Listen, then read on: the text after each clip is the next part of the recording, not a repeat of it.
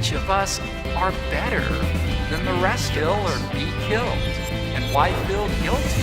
Well then, may the best race win.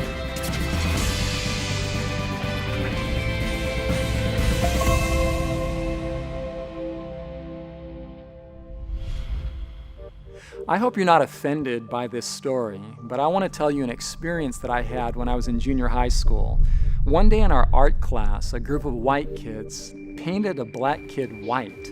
I know, it's terrible, and I'm sorry.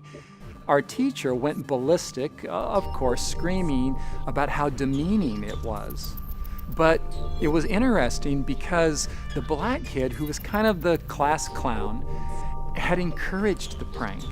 He said something like, "No biggie, teach," whatever her name was. "We're just speeding up the evolutionary process." She didn't think it was funny, and it wasn't. But the painted kid was just voicing the horrific implications of the evolutionary theory we were being taught in the class before hers. Actually, not too many people stop to think through the implications of the evolutionary theory. I mean, have you taken a look recently at Charles Darwin's famous book that started it all? You know the one, The Origin of Species. But are you aware of the full original title that Darwin gave his book? Maybe in our politically correct culture, the complete title would be too offensive to put right on the cover. But like it or not, here's the whole title. Are you ready for this? On the Origin of Species by Means of Natural Selection, or the Preservation of Favored Races in the Struggle for Life. Now, how'd that hit you? Pretty good? Favored races? Yeah, favored races. Darwin made certain that the essence of his theory was front and center. Let's break down the title. First, we see that the book is about origins. Darwin is attempting to inform us where we came from.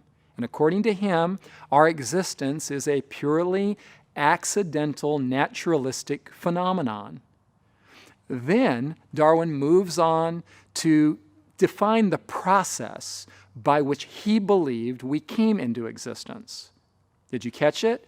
By means of natural selection. That simply means that the strong survive and the weak don't. Also described by Darwin as the survival of the fittest. Every creature in this theory is in competition for survival with all others. It's natural, Darwin says, that those with stronger traits will conquer those with weaker traits. The survivors will then breed, thus preserving and strengthening the traits that are most suited to survival. And things get gradually better, supposedly, as the weak are slaughtered and the strong survive to propagate. So evolution is dependent on the elimination of the weak.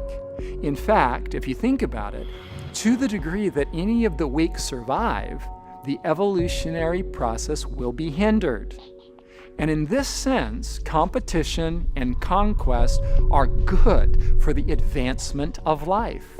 The highest law is self-preservation, and the brutal cycle of killing is merely an amoral necessity.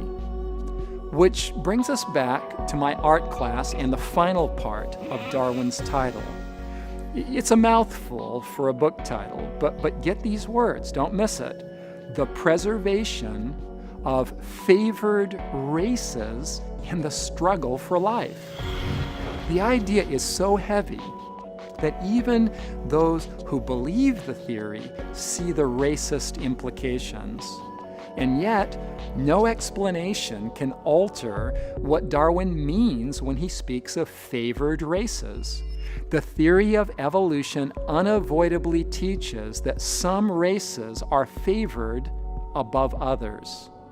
So it should come as no surprise to us then that Darwin's cousin and disciple, Sir Francis Galton, was the father of modern eugenics, which is a Greek word that simply means well-born. Taking Darwin's theory of evolution to its logical conclusion, Galton taught that the gifted, or more highly evolved humans, should treat the less favored among us with kindness. Get this, so long as they maintain celibacy. He went on to say, if these continue to procreate children inferior in moral, intellectual, and physical qualities, it is easy to believe that the time may come when such persons would be considered as enemies of the state. Wow! People considered enemies of the state? Galton's ideas actually turned out to be a dark prophecy that came true when Nazi eugenics scientists bought into Darwin's favored races theory and supervised Hitler's final solution. Millions who were regarded as less evolved than the Aryans were slaughtered with survival of the fittest gusto, and the evolution-educated conscience seems to have felt no guilt. I mean, kill or be killed. And why feel guilty?